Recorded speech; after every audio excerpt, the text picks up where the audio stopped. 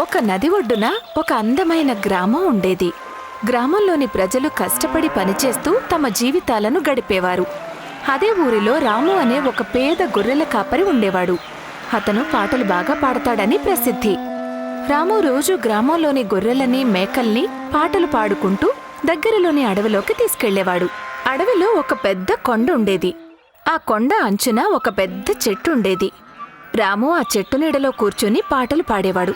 అలాగే మేకల్ని, గొర్రెల్ని కూడా గమనిస్తూనే ఉండేవాడు. సాయంత్రం అవ్వగానే రాము మేకల్ని తీసుకుని తిరిగి వచ్చేసేవాడు. మేకల్ని, గొర్రెలని గ్రామస్తులకు అప్పగించేసేవాడు.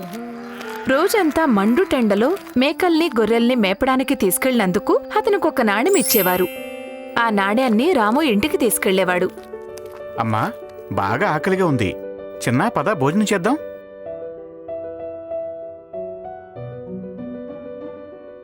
ఏంటమ్మా, రోజు చపాతీ పచ్చడేనా? చిన్నా, అలా మాట్లాడకూడదు.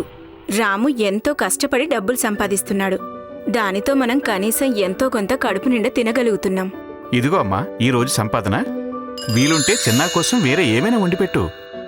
రాము ప్రతిరోజు మేకల్ని, గొర్రెల్ని కొండమీదకు తీసుకుని వెళ్లేవాడు. వచ్చిన డబ్బుతో ఇల్లు గడిపేవాడు. ఒకరోజు రాము తన మేకల్ని, గొర్రెల్ని తీసుకుని కొండమీదకొచ్చాడు. అప్పుడక్కడ ఒక కట్టెలు కొట్టే అతను కొండమీద ఉన్న పెద్ద చెట్టును నరకడం రాము చూస్తాడు. అది చూసి రాము చాలా బాధపడ్డాడు. రాము ఆ చెట్టు మీద అభిమానం పెంచుకున్నాడు. ఎలా అయినా ఆ చెట్టును కాపాడాలి అనుకున్నాడు.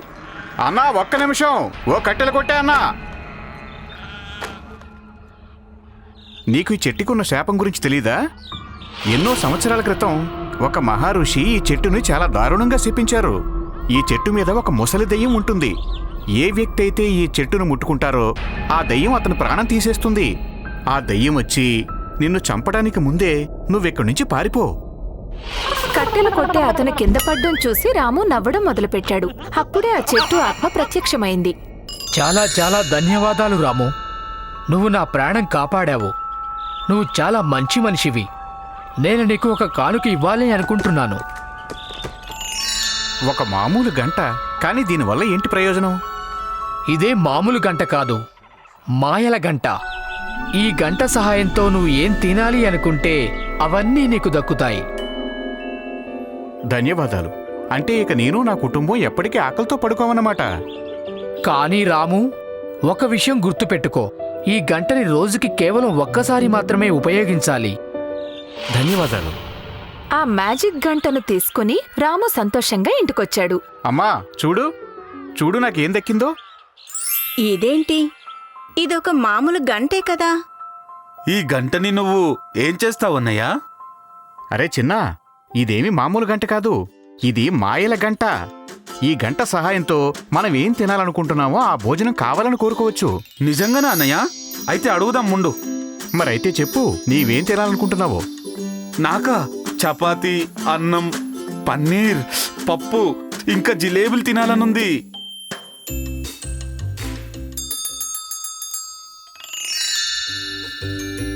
ఇది నిజంగానే మాయలా ఉంది. చూసారా, నేను చెప్పాను కదమ్మా. తర్వాతేముంది?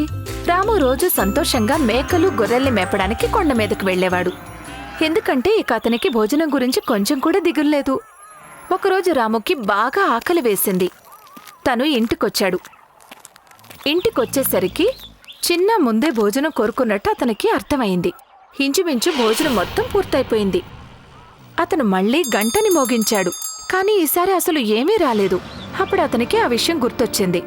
ఆ మ్యాజిక్ గంట రోజుకి ఒక్కసారి మాత్రం పనిచేస్తుందని. తన ఆకలి, ఖాళీ గిన్నెల్ని చూసి రాముకి కోపం వచ్చింది.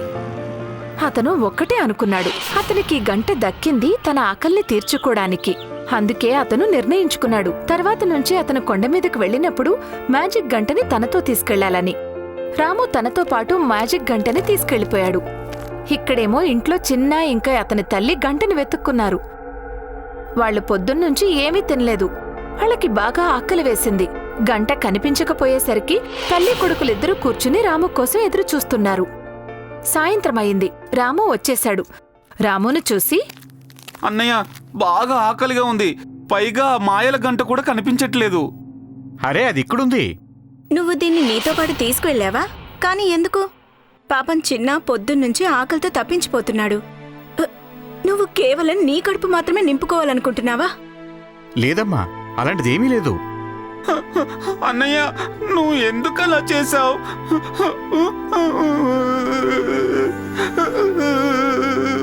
నన్ను క్షమించమ్మా, నేను కొంచెం స్వార్థంగా ఆలోచించాను. నేను ఇంకెప్పటికీ ఈ విధంగా చేయనమ్మా. ఈ కథ ద్వారా మనం ఏం నేర్చుకోవచ్చు అంటే మనం ఎప్పుడూ స్వార్థంగా ఉండకూడదు. పైగా మన గురించి కాకుండా మన కుటుంబంలోని వారి గురించి ఆలోచించాలి. హాయ్, నేనే షైనీ. మీరు నన్ను ఇలానే చూడాలనుకుంటే ఈ వీడియోని తప్పకుండా షేర్ చేయండి. ఈ ఛానల్ని కూడా సబ్స్క్రైబ్ చేయటం మర్చిపోకండి.